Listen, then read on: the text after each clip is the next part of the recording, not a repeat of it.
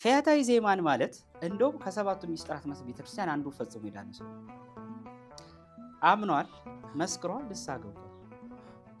ንስሐን ይረሷታል። ለምን እንደሆነ አይገባም። ሚስጥር ስለሌለ ነው። አመነ፣ ትክክል፣ መሰከረ፣ ጠየቀ፣ ኃጢአቱን አምኗል፣ ክርስቶስን ፈረደለት፣ ንስሐ ገብቷል። እንደውም እነሱ ለሚያስቡት ሐሳብ ሰው ቤተክርስቲያን ለንስሐ የምትጠቀመው ሰው ተዘከረኒ ጊዜው ውስተ መንግስት ከሚለው እኮ ቅዳሴ ለቤተክርስቲያን እኮ የምታዜማው ከጊዜታ በፊት ለምንድን ነው?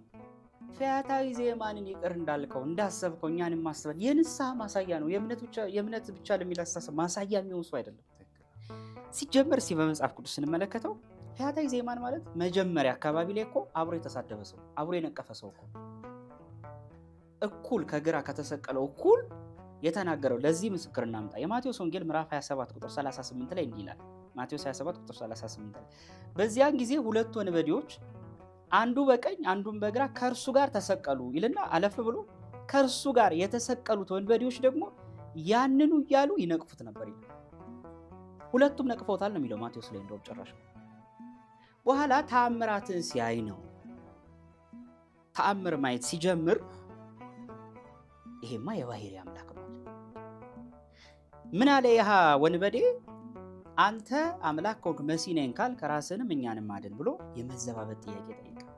ፈያታዊ ዜማን ምን ብሎ መሰከረ? የእሱን ምስክርነት እናጸገ ተናዟል፣ አምኗል፣ ኃጢአቱ ተጸጽቷል።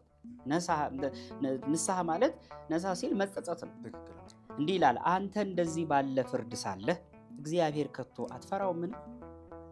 ስላደረግነው የሚገባንን እንቀበላለን፣ በእኛስ እውነተኛ ፍርድ ነው፣ ይህ ግን ምንም ክፋት አላደረገም ብሎ ገሰጸው ይላል። ይሄ ሰው ተጸጽቷል፣ መስክሯል፣ ንስሐ ገብቷል።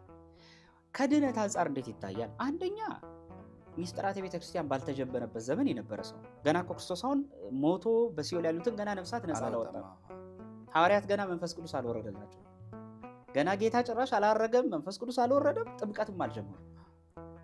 ጥምቀት በሌለበት ዘመን፣ አማናዊው የሐዋርያት ጥምቀት ባልተጀመረበት ዘመን መስቀል ላይ የተንጠለጠለን ሰው ለእምነት ብቻ ማሳያ ማለት በጣም ትልቅ ስህተት ነው። ራሱ ጥያቄው ራሱ ስህተት ነው ማለት ነው። ምስክር ሆኖ የመጣበት ድነታችን ሳያልቅ ነው፣ ገና ሳይፍ ተጀምሯል፣ አልተፈጸመም። ትክክል።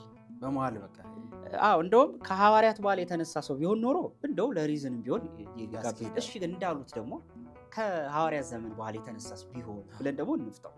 ቢሆንም ትክክል ነው። ህግ የሚሰራው ሰውየው ባለበት ሁኔታ ላይ ሲሆን ህጉ ያንን ህግ መፈጸም በሚያስችል ፐርፎርማንስ ላይ መሆን ሲችል፣ ያን ባልቻለበት ሁኔታ አንድን ሰው መስቀል ላይ ሆኖ ተጠመቃትለው እና አሁን ቆይ እውነት እነሱ እንደሚሉት ጥምቀት ቢያስፈልግ ኖሮ ይጠመቅ ነበር የሚሉት አንድ ጊዜ ያስፈቅዷቸው፣ አይ አንዴ እባክህ ብሎ ወታደሩ ተጠምቆ እንዲመጣ ነው የፈለጉ። መስቀል ላይ መሆኑ ራሱ ረስተውታል እንዴ እኮ እሱን እኮ ነው የምልህ። ልክ ነፃ እድል እንዳለው አይነት ነገር እድል ኖሮት አይ ይቅርብኝ ጥምቀት አልጠመቅም ብሎ ሸሽቶ የመጣ አይነት ሰው ነው ያስመሰሉት። እንዴት ነው አስፈቅዶ አይጠመቅ? ከየት ያመጣዋል? የሚወሰነው ወይም የሚለካው ሰውየው ባለበት ሁኔታ። ለምሳሌ አዳም የተፈጠረው በስንት ዓመቱ? በ30 ዓመት። ልጆቹ በስንት ዓመት ተወለዱ? በአንድ ዓመት አይደል? 9 ወር ከ5 ቀን በኋላ። ይሄ ማለት እኛ ሁላችን 30 ዓመት መወለድ አለብን ብለን የግድ አንልም። ግዝረትን ለምሳሌ አብርሃም የተገረዘው በ99 ዓመቱ፣ ልጆቹ ግን የተገረዙት በስምንተኛው ቀን። የሚለካው ያ እድሜ ባለበት ሁኔታ ነው። እድሜ ባለ አሁን ለምሳሌ በጣም ህመም ያለባቸው ወንድሞች አሉ። ቤተክርስቲያን ጾም ላይ የምትዳኝበት መንገድ እንዴት ነው? የጤንነታቸውን ሁኔታ የእድሜያቸውን ሁኔታ ባማከለ መልኩ ነው። ስለዚህ ፈያታዊ ዜማን እነሱ ለሚሉት ሁኔታ የሚቀርብ ሰው አይደለም። ባይሆን እነሱ በሐዲስ ኪዳን ግን አንድም ሰው ሊያሳዩን አይችሉም። በእምነት ብቻ የዳነ ሰው የለም። ፈያታዊ ዜማን በንስሐ የዳነ ሰው ነው።